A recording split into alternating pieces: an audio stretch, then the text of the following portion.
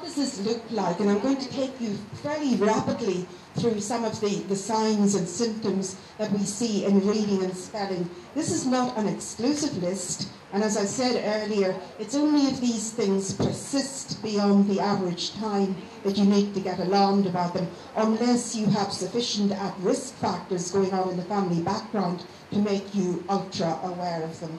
So with reading, we may, for instance, have difficulty in keeping the correct place in the line. This, the next feature, would suggest that possibly we have what we call visual tracking problems. And sometimes we need to check those out, not just with a regular optician, but somebody who is looking at the eye movements that children need to use when they are scanning print. And there's a lot of research going on looking at this at the moment.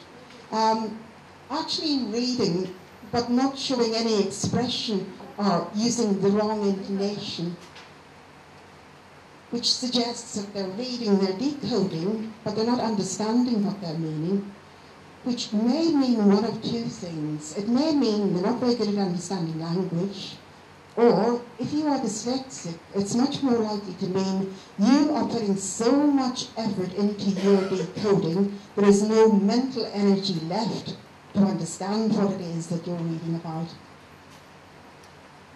So by the time you come to the end and they've read it okay, and you ask them something, they won't have any recall or understanding. Faulty auditory sequencing, so getting words rhymed the wrong way, and again, we don't necessarily know the cause for this, we need to investigate it. Is it that, as we have in the next one, is it that this is a feature of their spoken language, so they actually don't say the word properly in the first instance, or is it a visual confusion that they're not tracking the words consistently from left to right? And here, what we are pointing at is that particular aspect that we saw in the BPS definition. If it's an unfamiliar word, not really having any strategies to sound it out, simply saying, I don't know that word, I haven't seen it before, so relying on their visual memory and not having decoding strategies. Okay, I show you this next slide simply because we deal with children who don't just have dyslexic problems, but who may well have other reading problems, which in fact require a different kind of remediation. And this is something that's called Aaron's category of readers. I don't know if you can all see this clearly at the back of the room, but what we've got here are two axes.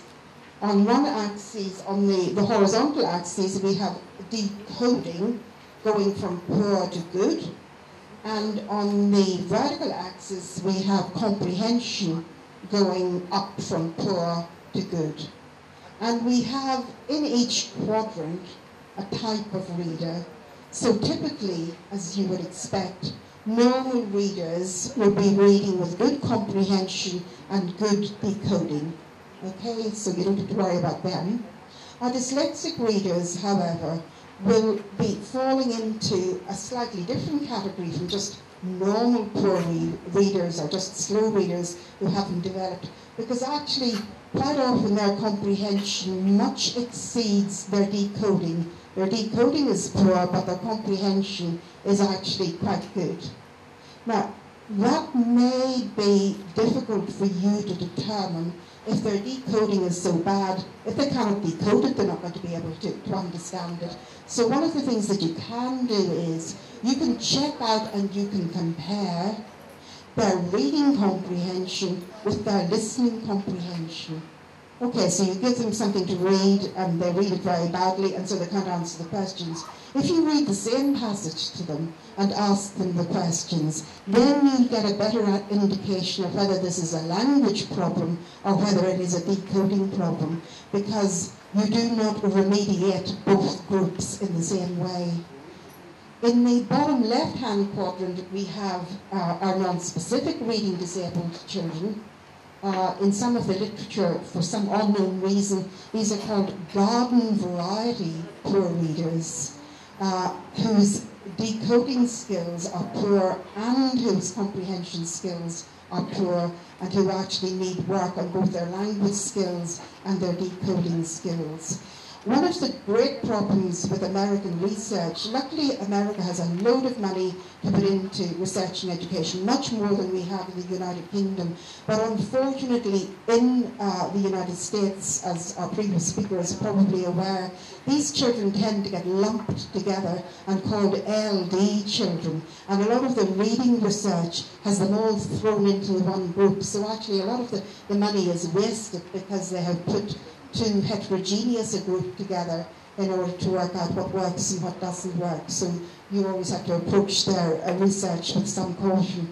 But the real reason I showed you this slide is the group that's in the, oh, interesting message here, the group that's in the bottom right-hand quadrant, because they're ones that you may not have come across, or it's a term you may not have heard before, but we are beginning to see more and more of these. Now, actually, you probably won't be aware of them in the very early stages anyhow, because to a certain extent, they're completely the other side of the coin from our dyslexics. Their decoding is fine, so they don't have any difficulty at word level.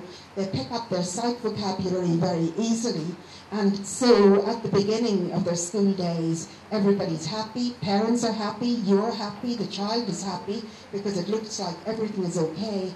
And then as we move from rote learning to understanding, the cracks begin to appear, and actually we begin to discover that things aren't all right. They do things by rote, but they don't really understand.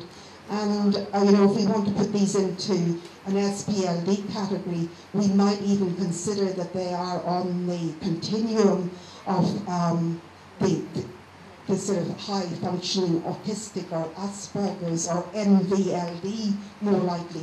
The children whose understanding isn't good, whose non-verbal understanding isn't very good, but whose rote learning and memory are fine. And as I say, completely the opposite end of the spectrum from our dyslexics. So just worth keeping that in mind, 13 before anyone discovered that. Okay, in reading and spelling, I'm just going to zap through these things quickly because I want to get on to the stuff that I have on other indications and an early screening.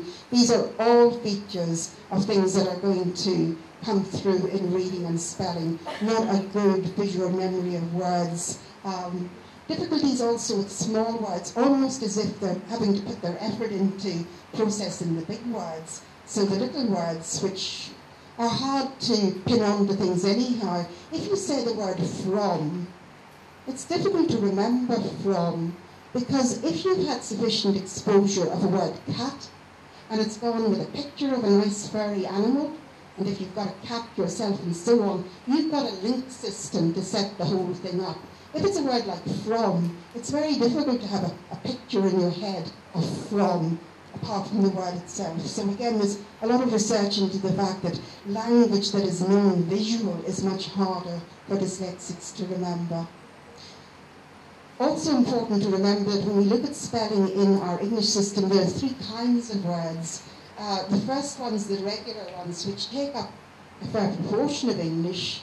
We can sound them out, and they're reasonably straightforward and can be spelt once we've built up that link between the sounds and the letters that put those onto the page.